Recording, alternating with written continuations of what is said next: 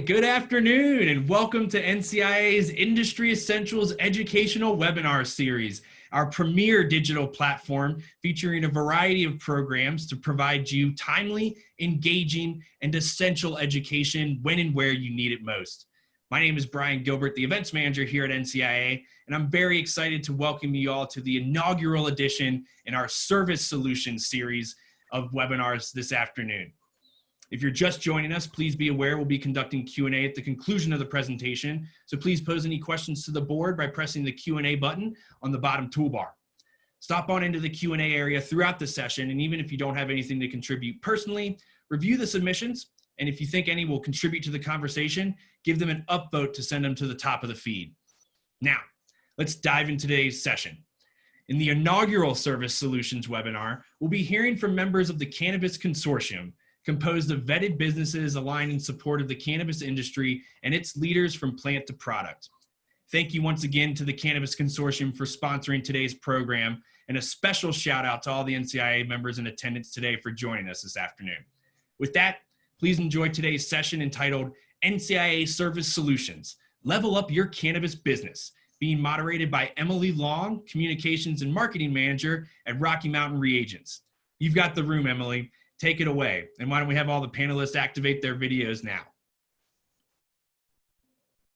Thank you, Brian. Glad to be here. Thank you everybody for joining today and taking time out of your day. We're hoping to give you guys a lot of really healthy and great information from all of the experts, founding members of Cannabis Consortium. Just to give you a little idea of what's coming up, would you mind bopping over to the next slide, Brian?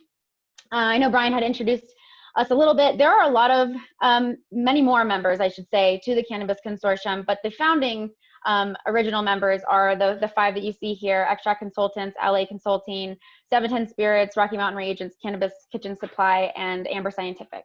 And they are all going to be panelists today with a lot of great information. Our mission statement up here is that we are businesses aligned in support of the cannabis industry and its leaders from plant to product. Really strong believers in regulation, compliance, and quality, and vetting supply chain vendors, and making sure that we have a lot of integrity within the industry forever and always. The topic for today, as Brian mentioned, is leveling up your cannabis business, a conversation with established supply chain and compliance experts championing business resiliency. It's always a tough one. Next slide. Just what to expect today as far as flow, everything pretty self-explanatory. I'm going to do a brief introduction next of the panelists, and then we're going to do a bunch of questions, fielding them to different panelists, and then we're going to have time at the end for some Q&A. Definitely encourage you guys all to submit your questions to the Q&A chat. And if you don't want to submit any specifically, if you prioritize them, they'll bop up to the top if you just want to kind of set someone else's question, and then we'll be able to get to them at the end, and we're excited for that. We're excited to give you guys the information that you want. And again, thank you for being here. So I'm just going to give a little intro to all the panelists today. If you want to go back to the first slide, Brian, that would be awesome. And we're going to start with Kim Stuck, founder and CEO of Allay Consulting. Kim Stuck was the first marijuana and hemp specialist for a public health authority in the nation in Denver, Colorado. She has a bachelor's degree in human nutrition biochem and is a certified professional in food safety, certified quality auditor, and is a leading expert in cannabis food safety. She's the founder of Allay Consulting LLC, a consulting firm that helps the industrial hemp CBD industry overcome compliance pitfalls in FDA compliance, CGMP certification, ISO certification, OSHA, and fire code. Additionally, she is a regular speaker at cannabis and hemp conferences and is a member of many different regulation creating work groups, helping the government create fair and effective regulations for the industry. Due to the federal regulation being around the corner, it is imperative that companies start to become compliant with federal regulations, CGMP, ISO compliance, and Allay Consulting is here to help them. Next, we have Iannapollo, from Director of Business Development for Cannabis Kitchen Supply. Rocco spent nearly 30 years in the oil and gas industry, starting in IT, project management, supply chain, pretty much everything. And then finally drug and alcohol testing. Several years ago, he left corporate America to fulfill a lifelong passion of working in the cannabis industry. After a couple of consulting gigs in 2017, he became the director of emerging channels at Tundra Supply in Boulder, Colorado. Has served the restaurant industry for 25 plus years and has now served the cannabis industry for 3 years as Cannabis Kitchen Supplies. Since then, he's gained extensive knowledge and built strong relationships with cannabis industry leaders. Utilizing his deep business acumen, particularly around supply chain and vendor management, Rocco has become a versatile advocate for client needs. In addition to optimizing client supply chains, he is well positioned to help companies implement sustainable business practices and develop business strategies to improve performance and enhance resiliency. Then we have John Roll, Director of Business Development for Extract Consultants.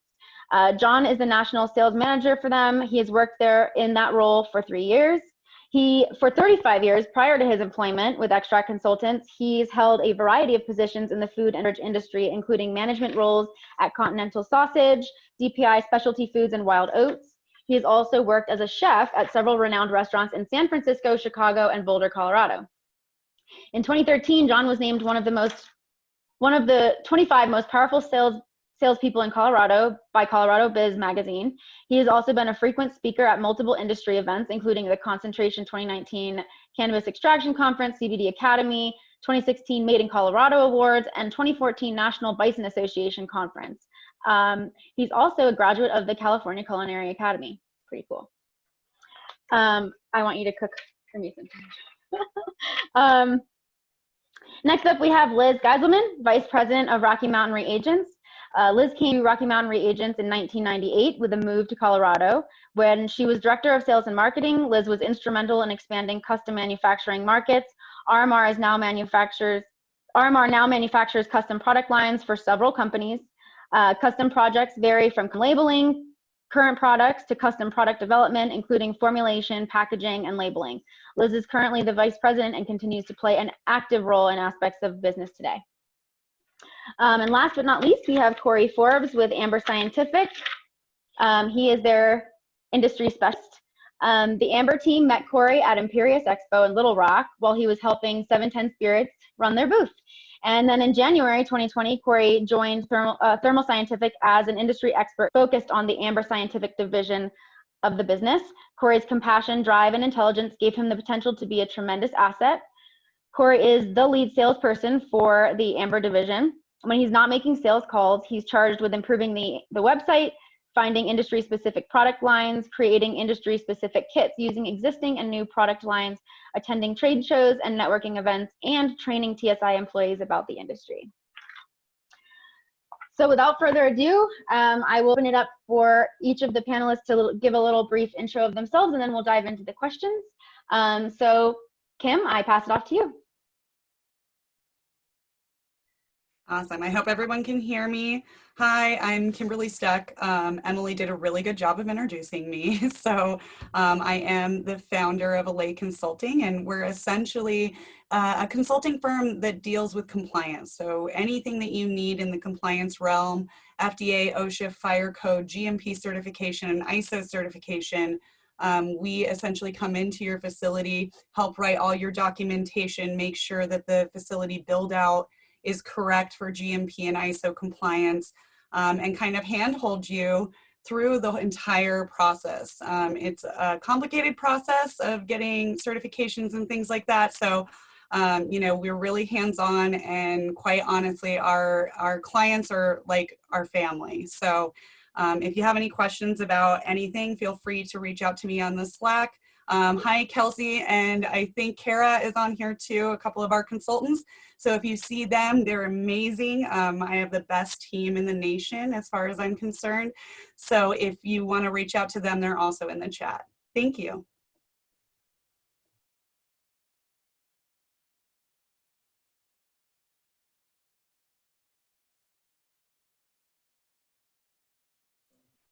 Oh, I think you were muted, Emily, so if you yes, I am. Apologies. Next up, we will hear from Rocco, Director of Business Development at Cannabis Kitchen Supply. Thank you, Emily, and thank you everyone for joining the Cannabis Consortium session. And Emily did a great job also of given my background. So the short story is I came from oil and gas and spent a lot of time in a lot of different functions and have brought that expertise to the industry. So I work for Tundra Restaurant Supply. We face the industry as cannabis kitchen supplies. And the short story is we sell commercial equipment and supplies and are able to leverage that spend from the restaurant side of our business and offer the best pricing in the industry. And of course, we have the best service to go along with that, with myself and Evan Patterson, who's on the chat, and also Nick Barbagolo, and a few other folks scattered across the country. So if you manufacture any kind of cannabis products, please check us out. We'd love to help you. Thanks, Rocco. Next up, we have John Rolk with Extract Consultants. Hello, everybody. Thanks very much for having me today, and thanks everybody for joining, which I think is something I think is going to be very educational for all of us today. Extract Consultants, we help everybody with their post-extraction products, their topicals, tinctures, edibles, and vaporizers, whether it's terpene needs or flavor needs, essential oil needs. We have a lot of experience. We have a top shelf team. We have the best customer service in the business. Hello to my team out there right now, Kurt, Max, and Bob. So that's the short of it, and Emily did a good job introducing me too. And I just don't cook for everybody, Emily. Dang it. Next up, we have Liz Geisleman with Rocky Mountain Reagents. Hi, so Rocky Mountain Reagents has been a full-service chemical company for the better part of 68 years. We came into cannabis about 12 years ago with the legalization of medical marijuana here in Colorado. Colorado is a very small, Denver in particular is small when it comes to the available workforce in chemistry. So a lot of the people that were working in plating bath laboratories and different laboratories across the state went to cannabis and took us along with them. We decided to really go full bore in about 10 years ago in the laboratory space and then around extraction products.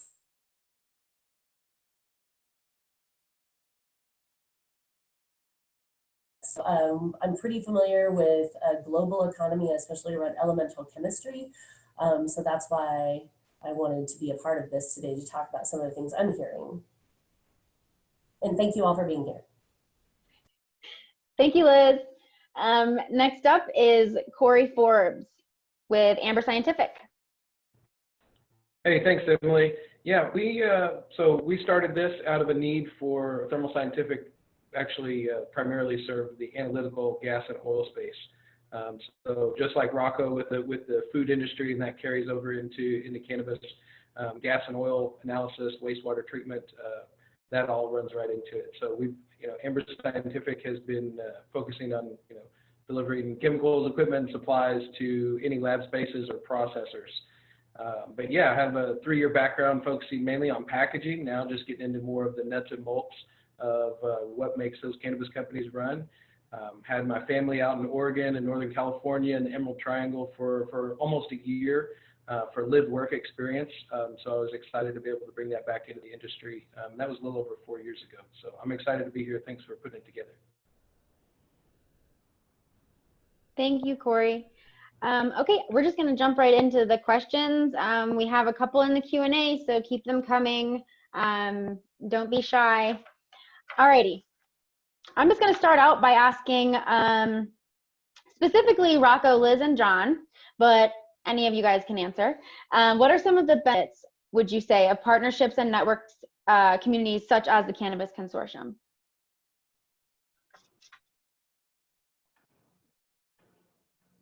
I'll go first. Go ahead, John. Sure, no problem. First off, it's nice being able to meet and talk to like-minded people who are truly invested in the industry and doing things the right way. So just as far as a resource, talking to Liz or talking to Rocco, Corey and I talk quite a bit. Having those avenues to spitball with people, troubleshoot with people, and learn more about the industry, it's really helpful. Well, I think I'll take it from there. What I found interesting is I've worked in the chemical industry for the better part of 22 years, and it felt like it was a little more cutthroat. Coming into cannabis and having even competitors of mine, having a really good relationship has been truly helpful because we only overlap on just a few things. So being able to work with all of these guys, especially when we're all kind of fishing in the same pond for the same companies, that I can say, you know, I know somebody reputable here, I know somebody reputable here, and we kind of vet that out. Because the one thing that people have been doing, and we've seen this in every established market, is a lot of people chase the green rush. And you have pop-up shops kind of coming in that don't really focus on quality, that don't really focus on, you know, your best interest or being an ethical company. And so really vetting that out and making sure that the people that we recommend in this organization are quality people that will stand by your product. Yeah, and just to add to that, building those relationships is really what helps, I think, in the space of being able to get business done effectively and quickly. There's a lot of people that learn the same lessons over and over again, not the same time, but that other people have learned. So by having these relationships, you're able to shortcut that process and learn how to be effective and make money in this business and to, you know, provide quality products for the patients. Awesome. Thank you. I wanted to ask, and I know a lot of audience members, when you registered today, there was a couple of questions that kind of guided what you guys were all interested in knowing. And one, of course, that came up is around the pandemic and the response to it. So for all panelists, and I can pick a person to start, but how has your company diversified? How has your company diversified in the face of the pandemic response? And Kim, you didn't answer the last one, so we'll start with you.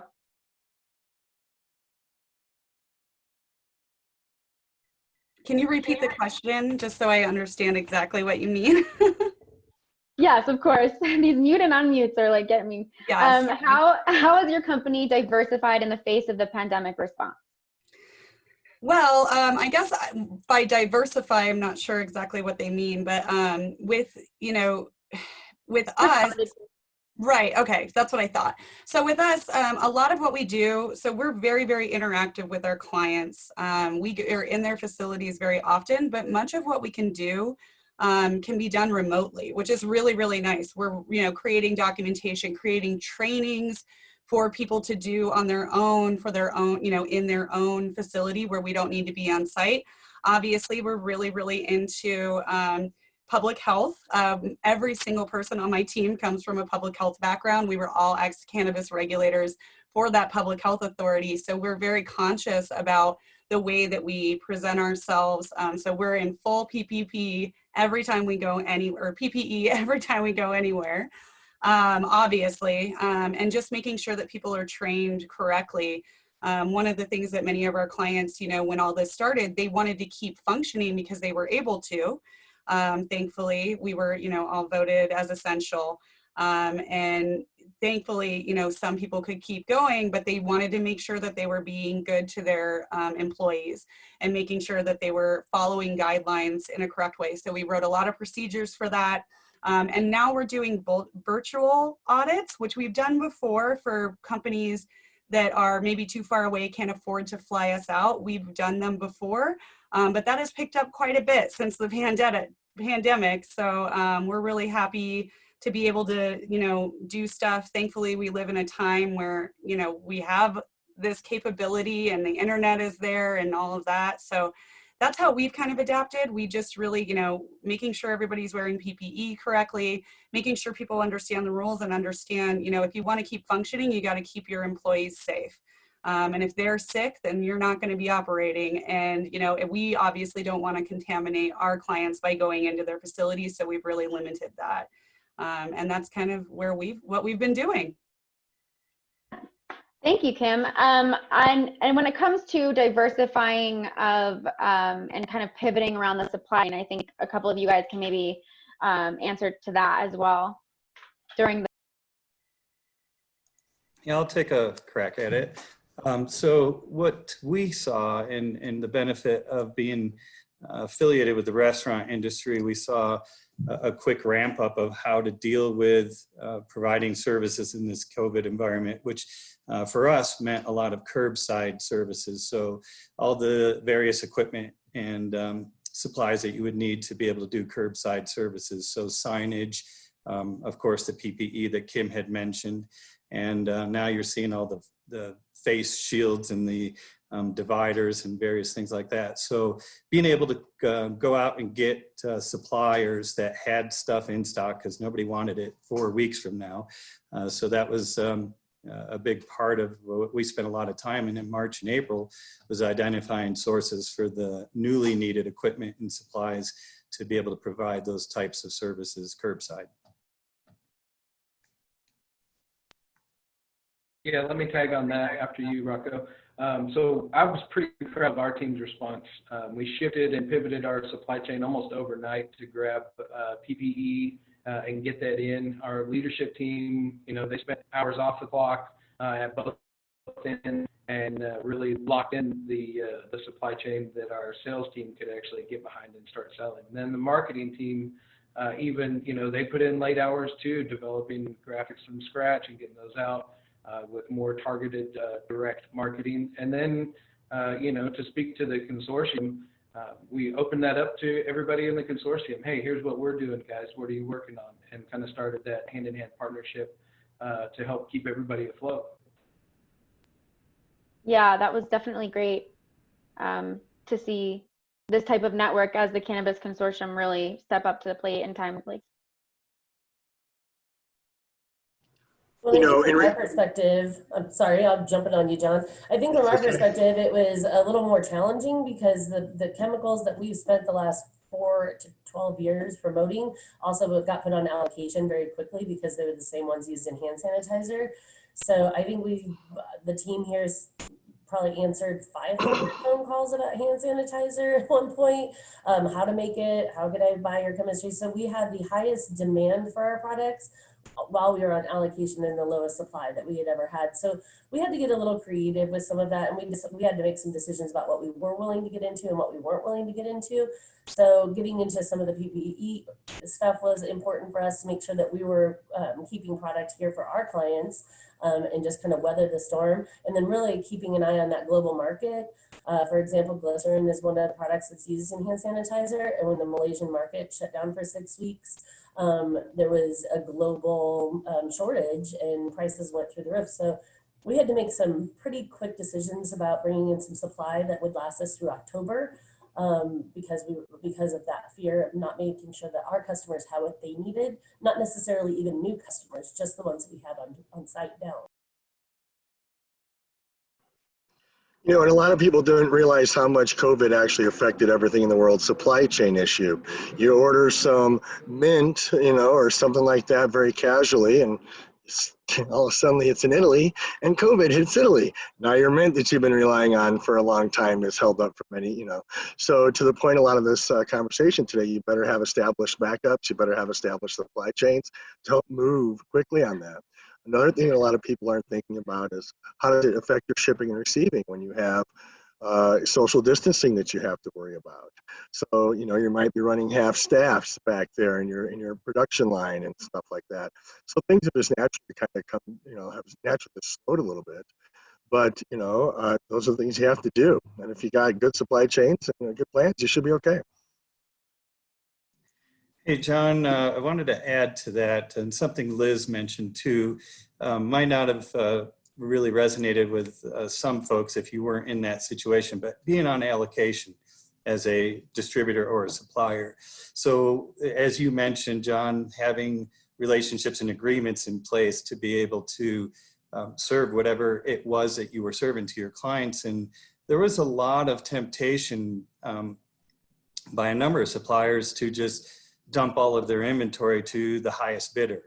And when you're building relationships, that doesn't really work very well. If you've got somebody that you've been providing gloves, for example, for 2 years, and all of a sudden you sold them all to Canada for $150 a case, now the rest of your customers are high and dry, and you're not going to have a good relationship with them. So being able to properly adjust with those allocations and make sure that your clients understand what's going on in the supply chain, and they try to stock up and buy 100 cases, and you say, well, actually all of them want 100 cases. So we need to kind of figure out what you need, and we'll be able to keep up with your usage, but not necessarily give you this huge pile that you can sit on and then take it away from the rest of the supply chain. Thank you, guys. And next I have a question for John specifically, but anyone is welcome to answer it if they have an answer. What do you say to a company that might be hesitant to add terpenes or flavors to their product? Or why use terpenes and flavors in your products? There's a lot of different reasons. Going flavorless in your products kind of limits your range a little bit, kind of limits your umbrella of outreach to people. So when you're using flavors and terpenes in your products, you can take a general CBD tincture, for general health, let's say, and now you can turn it into 4 different products by using a combination of terpenes or flavors depending on what your brand requires. So, now you're selling a program instead of a product, a lifestyle instead of an item. Same with any of your other post-extraction products. And it just gives you a much broader range, bigger umbrella to sell people. You can still do your cannabis drive terpenes and things like that. That's more of a niche market. But for people entering the marketplace, who might be a little hesitant to talk about the difference between AK-47 and train wreck to a dreadlocked bud tender, that might be scary for some people. So for them to understand, see a product, a vaporizer or an edible that's labeled lemon, happy, is following all the regulatory needs, making sure it's a safe product. That's a relatable thing for somebody. And my 60-year-old aunt walk in there and she's going to understand that a lot better than she'll ever understand what Bruce Banner is outside of the Incredible Hulk. So it's just a bigger umbrella product, and it also gives you consistency at all times. You can bring that brand consistency of both flavor and cause and effect throughout your whole line on a national level, because a lot of the products we work with, every product we work with can travel across state lines and borders as well. So there's a lot of upside to it. Yeah, definitely. That's really interesting. I'm excited to see what all the industry does with the terpenes. It's going to be really cool. And I would just like to piggyback off of that just Please. Really quick. I obviously, John, I've been working with you for a long time, and most of my clients use your stuff. But I also want to just point out that if you are looking at using any terpenes or flavors in your product, make sure that they're food grade and you can get that in writing from the company that you're buying them from. When I was a regulator, we went through way too many recalls, because people were buying terpenes from companies that were like alpha pinene from a Christmas tree company, right, which had actually a really poisonous toxin in it called myclobutanol that is not allowed for use in food products. So that's just one example that can happen. So obviously, John, we've talked about this several times, but a lot of people don't realize that if they're not getting that in writing that it's a food grade product, don't use it in anything that you buy. Or anything you're going to make. She's absolutely right. Our manufacturing partner is 112 years old, so we were formed off them. The CEO of that company is our CEO. And, you got to make sure you have full regulatory support for everybody, not only a food grade chem, but your SDS, your TDSs, your food grade certification, C of A in particular. We also provide ingredient statements, residual statements as well, to speak to the vitamin E acetate, squalene, and kind of mineral oil issues that the industry was having at the latter stages of last year. So yeah, Kim, you hit the nail on the head. No matter who you're talking to, make sure you have full regulatory support at all times. Well, I'd like to jump in here if that's okay, just because this kind of led to the next conversation, which is one of the things that why we felt it was so important to start having a lot more conversations with our clients and working with someone like Kim, which I've gotten to work with lots of times. For the same reason is people were faking CAs out there. People were making a lot of false claims.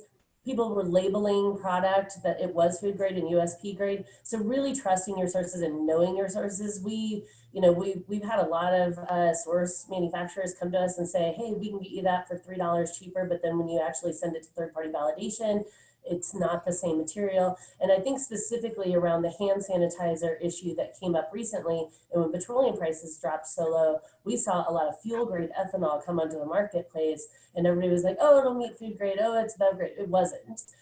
So we saw our competitors taking on, they switched their sources, and now we're starting to see a real uptick in customers coming from some of our competitors because they got dirty product. So it really is important to be with companies much like all of us that understand what it means to vet your sources, what C of A's should look like, and have third-party validation. And has a quality team on staff that can walk you through technical issues that you might be having in your business or your product line. If they don't have those things, or if they don't even know what food grade is, if it's called lab grade or chemically pure, that's all crap. That is not; those aren't true. So we have a little thing on our website that talks about these are actual specifications and these are made up specifications, because it's a really dangerous game that's being played out Yes. there. Yeah, Liz, to your point, and I think many of you have heard me say this before, the word organic gets thrown around in our industry like crazy with no federal regulations. You know, so if someone's telling you I got organic product, you better make sure to ask for all the backup. You know, if they're saying USDA certification, ask them for it. You know, because I found, coming from the food industry, that a lot of people use the word organic in this industry like they do on cop shows. You know, hey, Bob, there's organic material on the ground. Come take a look at this. You know, that, you know, they're using like to the actual, you know, definition of the word organic is what the USDA says. So, yeah, definitely be careful. If someone's saying something to you, get it, you know, double check them every time. Yeah, it's interesting, especially in such economic uncertain times.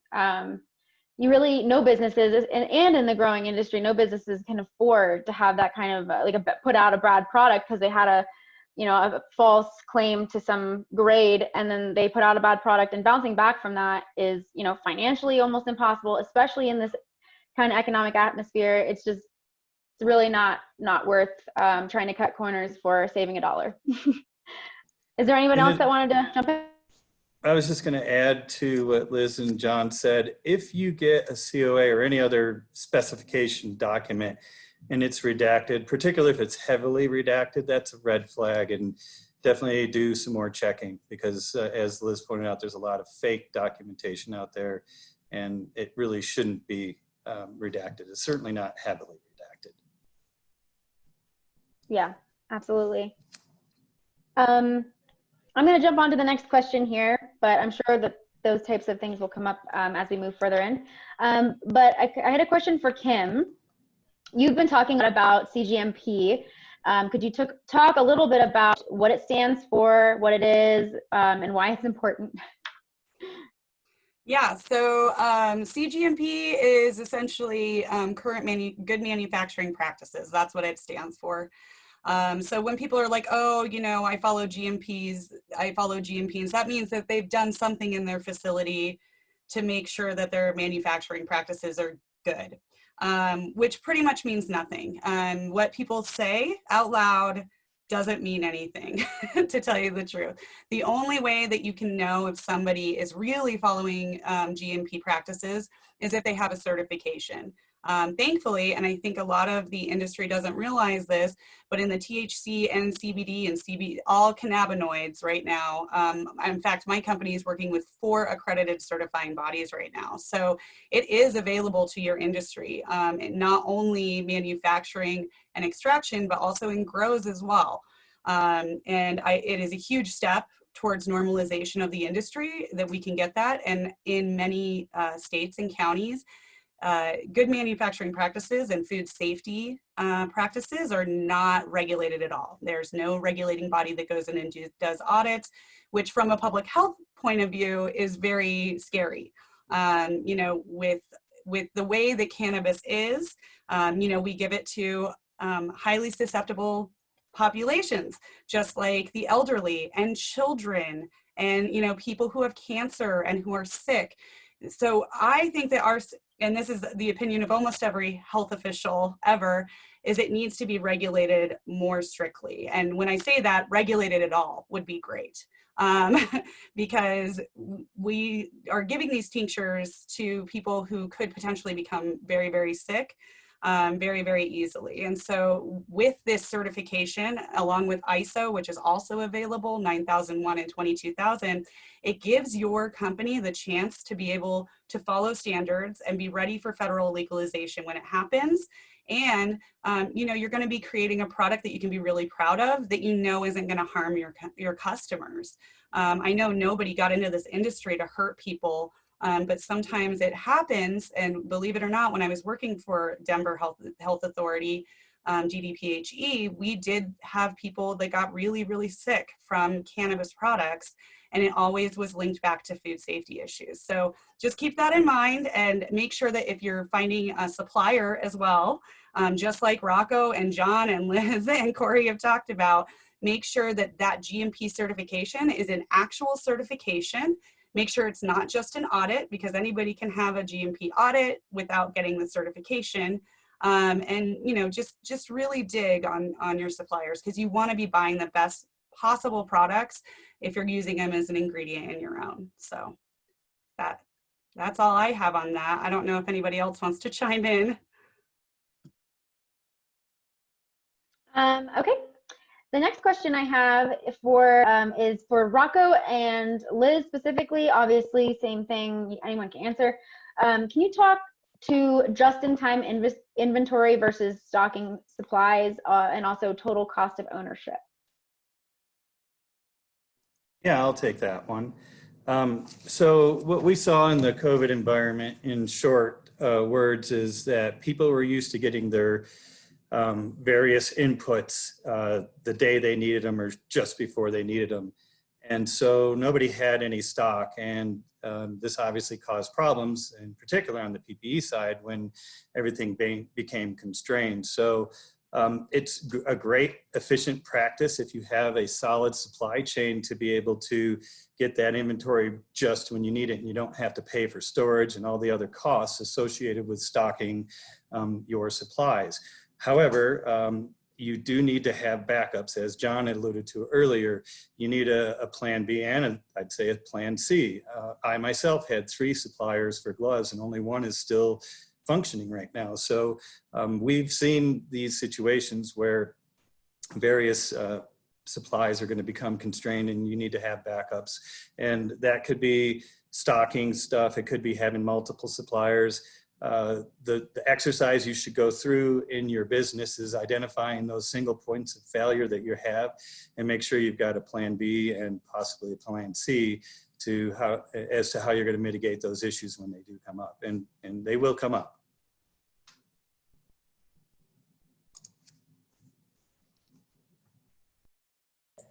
Okay, so I forgot all of the things, apparently, because I was typing and reading there's a lot of activity going on here. It's amazing. But I want to talk about just in time too, because those words give me PTSD. I have so many clients, especially my custom clients, who I make very custom, very specific things for, that want me to deliver it. And they don't realize that I've got lead times and all of these things. Right now, I don't think that just-in-time is even a viable option if you use packaging, if you use solvents, if you use pretty much anything, because especially coming from a global market, we are seeing devastating numbers in packaging. I'm getting back ordered till March of 2021 on some of my items. So we are scrambling all over the world right now to find as much of some of these things just to get us through this month, let alone through the end of the year. Glove manufacturer was another one. I mean, I've had pallets of gloves on back order since February. And I'm just trying to keep my contract customers going with the gloves that they need. And every day I'm getting calls with 100 cases, 4 pallets, and I can't service those types of companies right now.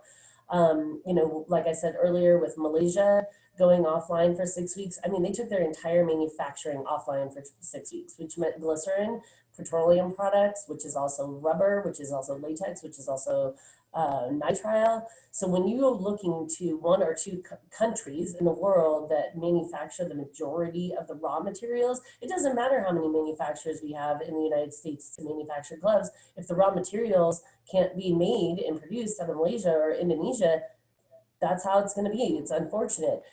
So we've seen this multiple times. When the tsunami hit Japan, potassium iodide was 60% of the world's potassium iodide came out of Japan. That was also, unfortunately, the thing you swallowed in order to protect your thyroid from radiation. So it took 18 months for Chile to really get their manufacturing up. So we saw prices go from $4 or $5 a pound to $35 a pound overnight, literally. So these are things that we have to be watching for. You really need to be looking at, like, if you're going to need anything plastics oriented, you know, really start to look at, if it was a 2-week lead time, give yourself 8 weeks, you know, because you just don't know. And at least that 8 weeks gives you a few extra weeks, if it's just not available, to scrounge around and find it from somebody else. Because it's going to be, I'm not saying hoard, please don't hoard, but be aware that your lead times could potentially be significant and you may have to pivot quickly.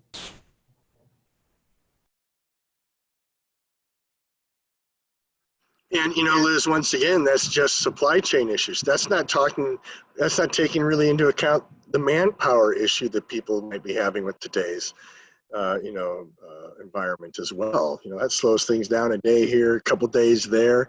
UPS is having troubles delivering to people right now. So, you know, it truly is a global supply chain issue. Yeah, absolutely.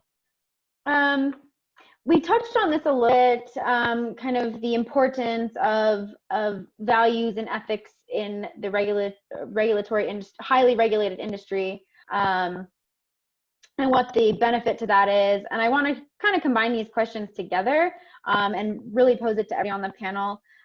If they want to add anything when it comes to the importance of having ethics and values and around, you know, the false advertising and the false claims that we were discussing earlier. That's what I kind of mean by that. And then what are the best practices for vetting and qualifying suppliers? I know a lot of audience members really wanted to know, you know, what to look for. And I know we touched about it a little bit earlier, so maybe there's nothing else to add, but if there is kind of like red flags of things that if you, you know, are looking to expand your supply contacts, you know, something to look for out there that would really trigger you to be like, maybe I shouldn't work with this person, shouldn't partner with this person, and shouldn't put this product in my product. You know, kind of just things to look out for as far as how to manage these issues that are out there, unfortunately. Yeah, I can probably start us out. Just so with false claims, you know, with the FDA and everything happening, everyone should be aware not to make false claims. We have all kinds of people out there who are making claims constantly. One of the things that we do is label reviews and things like that for our clients to make sure that they're not making those kinds of claims, that they're staying with the FDA regulations. And even the amount, Sheila, one of our consultants, just posted a video about this just the other day, talking about how even the percentage of CBD and THC and CBN are in your product. If that's incorrect, then that's considered a false claim as well, and the FDA can come down on you for that. So definitely, you know, keep that in mind at all times. It's, you know, it's a strange world out there that we're living in because everything's kind of in a gray area, but just following those guidelines that are already set by the FDA is what we just really need to do right now. Hey, to piggyback on that a little bit, Kim, one thing that's a challenge, as you might know, in the industry now, especially on our side of it, on the additive side, the FDA standards just don't cut the mustard for me in the terpene side. The industry standards are so much more difficult. You know, a lot of people are always surprised to hear that their organic bananas in Whole Foods have more pesticides on it than any of the legalized regulated marijuana products out there. And we often joke in our company that we believe that someday the marijuana industry will probably end up changing the food industry because people will get used to certain standards. So, you know, when we're building products and we're trying to use an organic orange oil, even though it's an organic orange oil, the industry standards for pesticides and marijuana are very different. It may not be applicable. So we always have to go that next level. So when you're dealing with additives and terpenes and things like that, always make sure you ask if you're getting third-party tested and stuff like that. Because if you're using an FDA flavor house, they might not have any idea about what the pesticide regulations are, the heavy metal regulations are, and stuff like that. So make sure that you're asking them, flavor houses, are you, up to speed on marijuana stuff? Are you up to speed on the cannabis regulations? So that's a big part of it on the cannabis side for me. Yeah, and when you're talking about red flags, Emily, and I'm sure that John and Rocco and Liz and Corey will definitely agree with me. One of the biggest things is, we deal with people who are looking for ingredients, looking for CBD oil, or CBN, or, terpenes, things like that to put into their products. The biggest red flag is will you allow a third-party audit? So many times we have people who only do white label, and we just go in every 6 months to the 4 different places that they have and do an FDA audit to make sure that they're following food safety code, at least, to that minimum level. And if they won't allow us into the facility, that is a huge red flag. Or if you want to go look at the facility yourself as an owner, and they won't let you, there's something very, very wrong with that. And also, digging into COAs, I can't tell you how many times I've gotten a COA that was doctored or fake completely.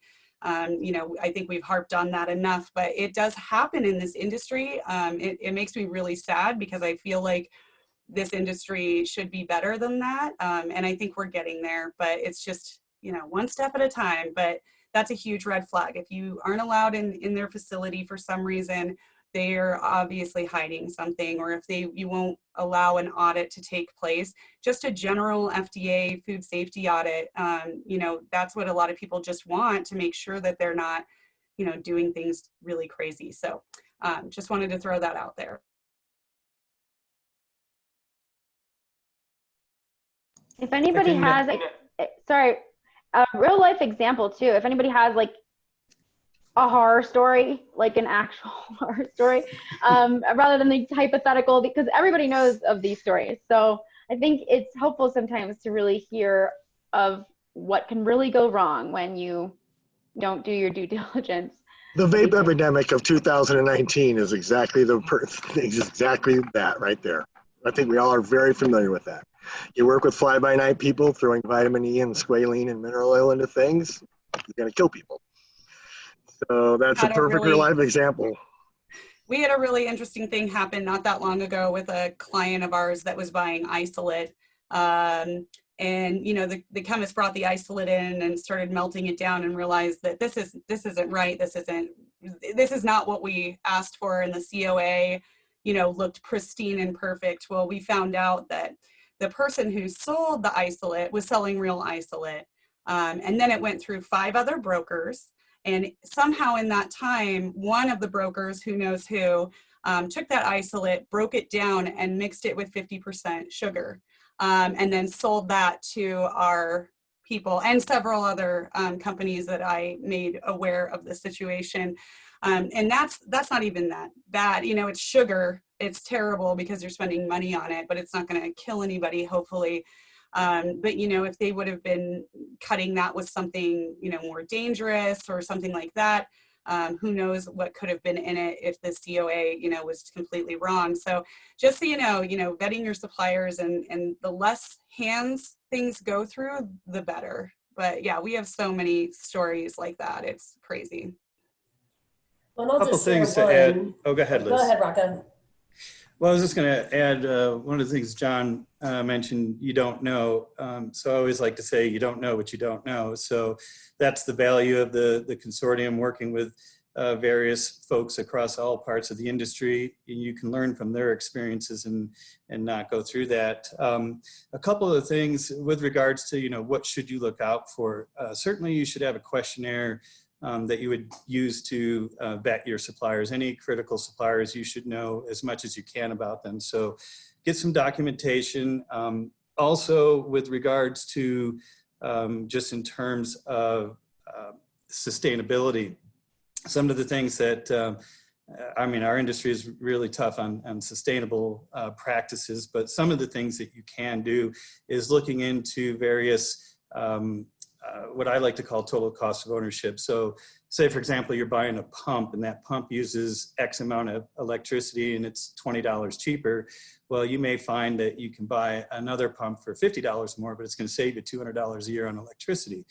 Same thing with water and then any of the other inputs that you have. So looking at things from a holistic point of view and, leveraging your networks to kind of help figure that stuff out is definitely a way to become more sustainable and to avoid those pitfalls and not knowing what you don't know and learning those lessons the hard way, as many of Kim's clients have. Yeah, and we had a client several years ago in California, and he was doing everything right. Everything was organic. And then he bought a 5-gallon of delimonene to clean his tank, and it wasn't organic. And his next batch popped hot from pesticides. And it was $150,000 worth of product because he saved $5 on a 5-gallon of delimonene to clean his equipment, and never even thought about the cleaning. So when we're looking at a lot of these processes, which is why it's important to have a consultant like Kim or other ones, but definitely she's pretty awesome. It's really important to have somebody like that there, because there's a lot of things that go into that that you have to be ultimately aware of. And because a lot of people like Kim have seen these things before, they know kind of the touch points and the buttons to go, whoa, hold on, this is one of those unintended things that we really need to keep an eye on. And I think by all of us being able to have that relationship and being able to have these conversations about bad experiences people have had, it has helped all of us kind of in that awareness arena too, to make sure that we're not doing that. And we're able to say to that customer, you better get the organic delimonene to clean your product as well. So yeah, and we actually that's so funny that you bring that up, Liz, because we actually just had one of our consultants do an on-site audit and found that they were getting test results back that were hot for lead, really, really high levels of lead in their flower product.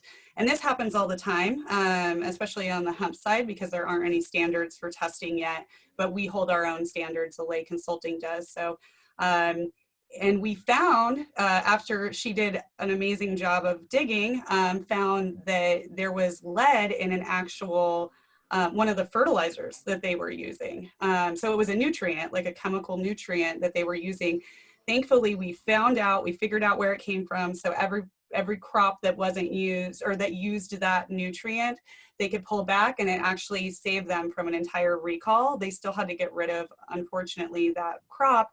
But they saved themselves and their brand from a huge recall and something that could turn out really, really bad for the company. So yeah, I have thousands and thousands of stories just like that of things that, you know, if they weren't paying attention, or if they just didn't notice, or they didn't think about it, you know, it could have cost their company their entire brand and millions of dollars. So, you know, and Liz and Rocco have heard me talk too much about that stuff. I feel like I'm the downer in the party every time, but it is really important to follow all kinds of guidelines.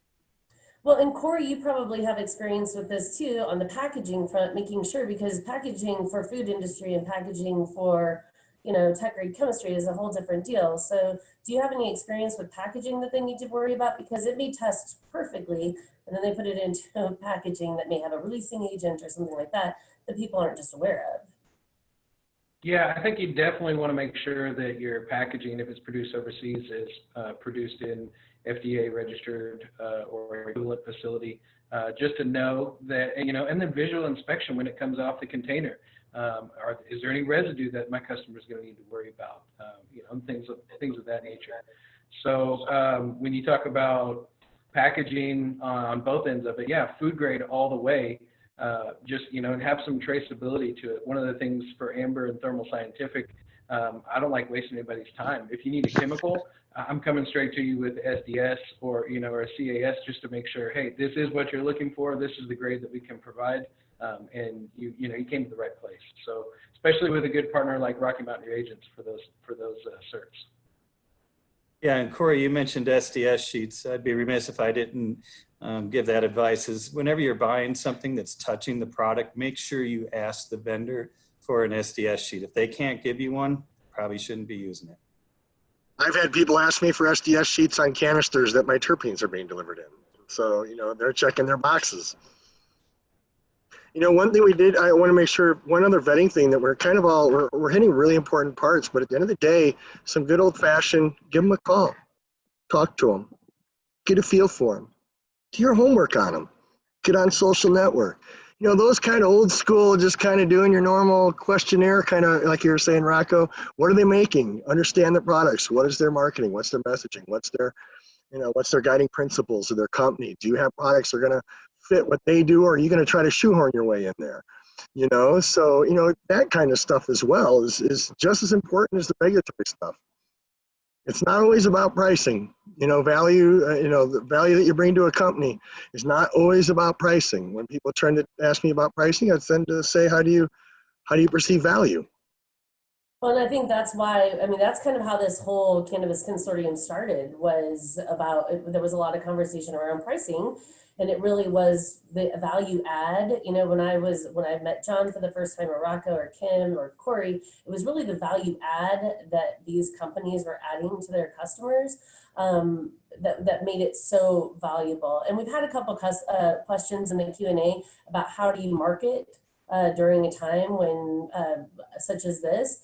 And my answer, and I hope everybody didn't mind it, I have no idea. I think we're all kind of running in the same place. This industry, fortunately or unfortunately now, is based on a lot of personal relationships. So you're right, John, making that phone call, figuring out some way to get one-on-one, and everybody is zoomed out. And I greatly appreciate all of you being here, because I know I'm a little zoomed out too. So I don't know how you make those personal connections unless it is by good old fashioned calling your customer, finding out what their value is, what they need, because it doesn't look like we're going to be able to do anything major in person for some time. And so we're going to have to get creative as an industry to make sure that we're cross marketing and cross promoting our brands. And I know I'm getting so much uptick in phone solicitation now. So if you take John's phone call, he'll tell you all about us, and you don't have to hear about all of us unless you want to hear about us, and the same for me. So we'll try to keep that at a minimum too. Yeah. All right, guys. I want to save a little bit of time here at the end for some questions that came in. But this is great. And this is why we created the LinkedIn group. We have the Slack channel in the next 24 hours open right now. And then this LinkedIn group is forever. And it's to exactly address these types of questions you guys are having and what we're speaking to. And if you guys have any questions, or even if you have, you have a situation that you want to kind of run by people, this is why we exist. We're a fairly new company, network of businesses. And so we are definitely, love to have more members and partnerships. And we haven't done a lot of reaching out to gather anyone, but that might come in the future. We actually just recently got a website and kind of an online presence a couple days ago. So it's really been a handshake kind of thing for a while. But these people are great. So I wanted to jump in with a question that we had early on. And I apologize if I'm butchering your name, Shana. I don't know if I'm saying that correctly, and I apologize if I'm not. But they asked, how has the Cannabis Consortium implemented diversity into the mission/vision, which I could also touch on briefly since I kind of helped with the marketing of this. And then the second question from that same person was, how would a company who specializes in training provide service to the Cannabis Consortium? So if anyone wants to kind of take a stab at the first thing about the diversity in the mission vision, and then how can a company that specializes in training provide service to the Cannabis Consortium, or be a member of the Cannabis Consortium, who then they can then find. Well, I can take that. For me, because this all came out of some pretty fun conversations that we've all had to say. We'll just say that's how the Cannabis Consortium started, was through a lot of fun conversations. But the reality of the situation is we're just getting started with this thing.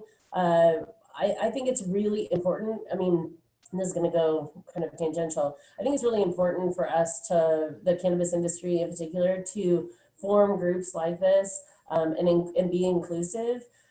Because we all are kind of struggling with the same things. We're all going to be struggling in the same supply chain. We're all living in the same global supply chain. So having these types of organizations is really important.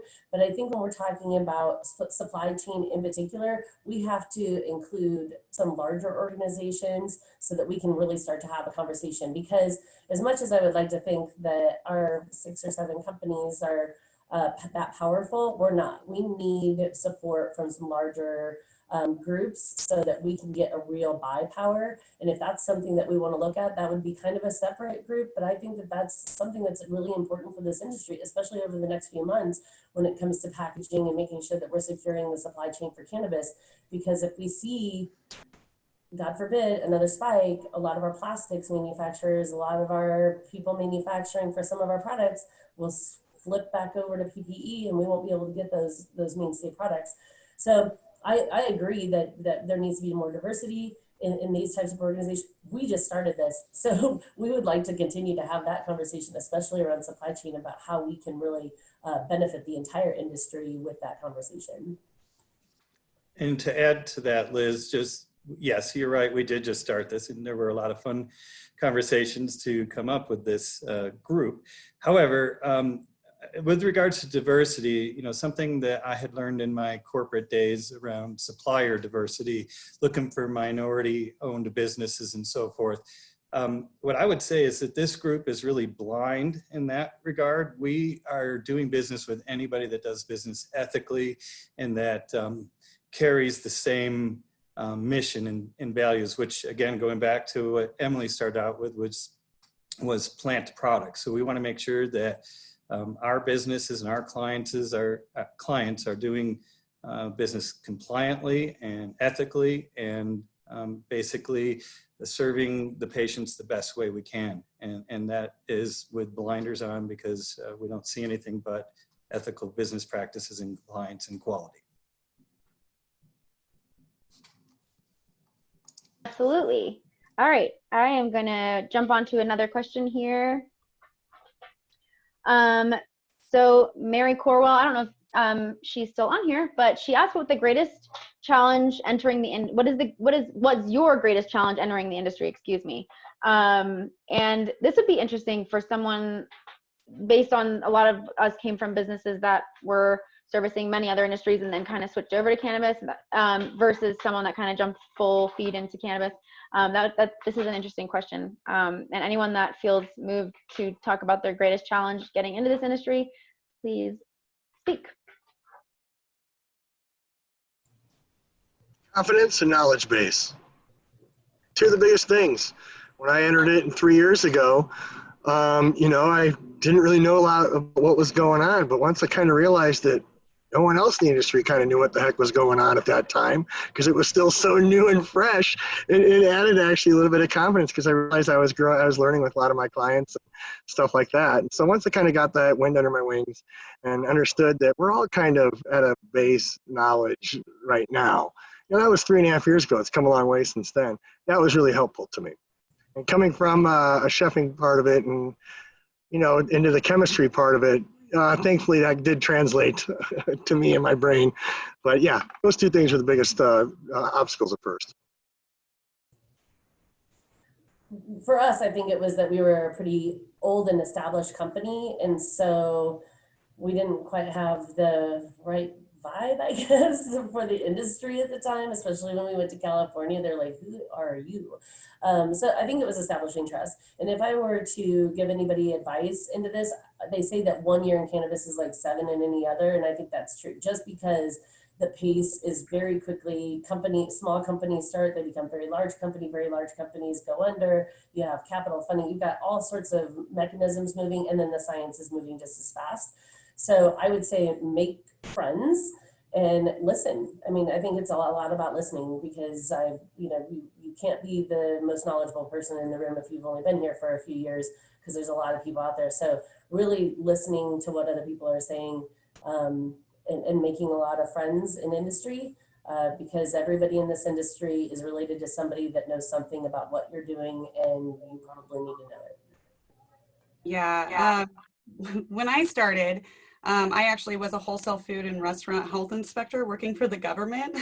I didn't even know anything about cannabis. Literally, the first extraction lab I went into, I had no idea what I was even looking at, to tell you the truth. And I learned very quickly to shut up and listen to the people around you, because I owe everything to this industry, because the wonderful people I was regulating at the time were kind enough to teach me everything that they knew.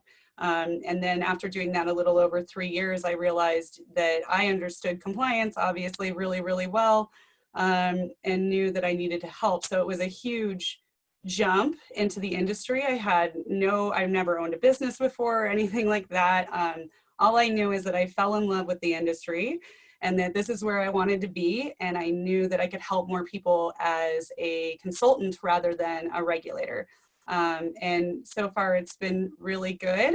But that was my huge barrier, was becoming, you know, an industry leader and not a cop anymore.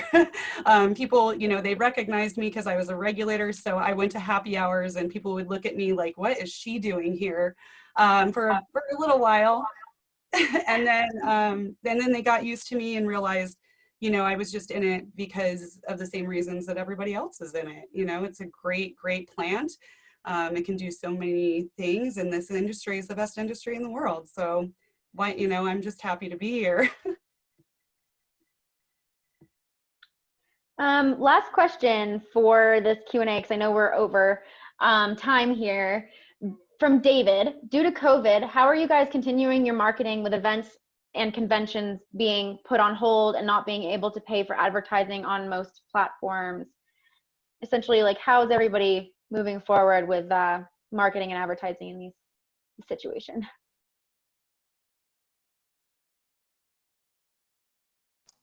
Excessive Zoom sessions. Seriously, a lot of online stuff.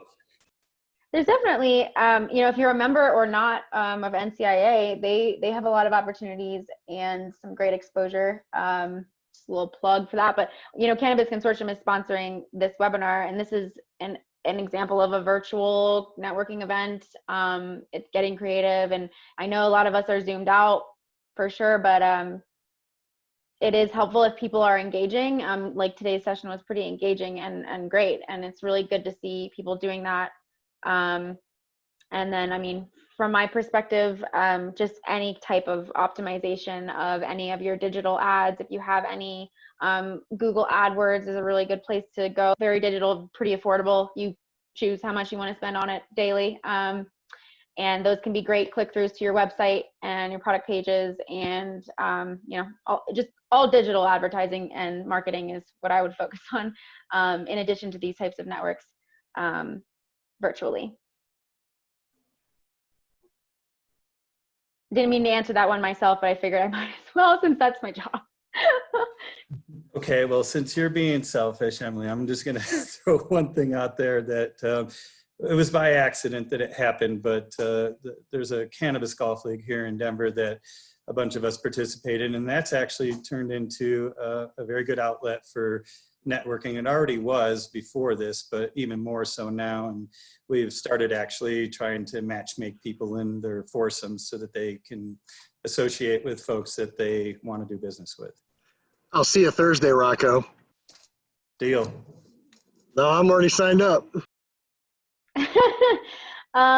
Yeah, that's definitely, if you guys are interested in that, reach out to one of these guys, or just join the LinkedIn group, and they'll be happy to share information. I know he's looking for people to golf with and network with in those smaller settings, which I think is another opportunity, is really just meeting people and going out in smaller, very smaller groups, like, you know, 5 people, and just going, doing things like golfing and networking.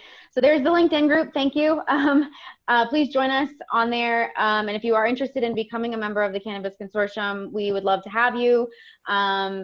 We love to share information and create more partnerships, and that's what this industry is all about, and kind of the stands on. So thank you again for everybody that's joined today. I really appreciate it. I know it's a lot of Zoom meetings happening, so we appreciate your attendance and your engagement with us today. And thank you to all the panelists. You guys are awesome. I love working with you guys. Me too. Thank you. And NCIA. Thanks. Thanks, everybody. Thanks, NCIA. Thank you so much. Well, Thanks, thank you everybody. all so much for Thank you. participating in today's session. As Emily said, we really can't thank the Cannabis Consortium enough, and all the panelists for presenting that very enlightening and informative conversation.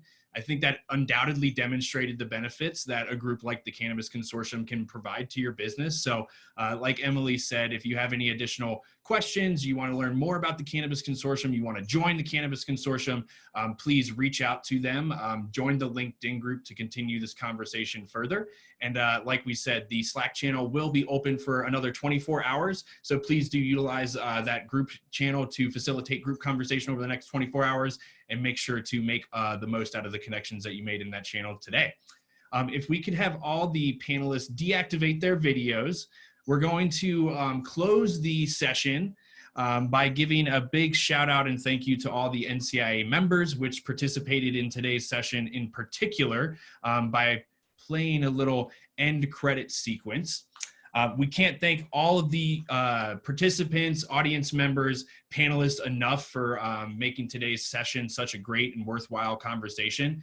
If you enjoyed yourself, give a little virtual round of applause by raising your hand in the audience pool, posting in the webinar chat. Yeah, awesome. Love seeing those pop up. Posting in the webinar chat what the best piece of information that you took away from today's session is. And we do hope to see you all again. We usually do intro or outro by previewing some of the upcoming Industry Essentials webinars. We want to leave the focus and emphasis on our amazing sponsor, the Cannabis Consortium, today. So check out NCIA's website to learn more about all the awesome educational opportunities that we have on the calendar, and then join that LinkedIn group to continue the conversation further with the Cannabis Consortium. All right, so we're going to leave you all with a little end credit sequence, thanking all the members here, and featuring some music from our resident Colorado-based musician, KJ Lease. Thank you all again.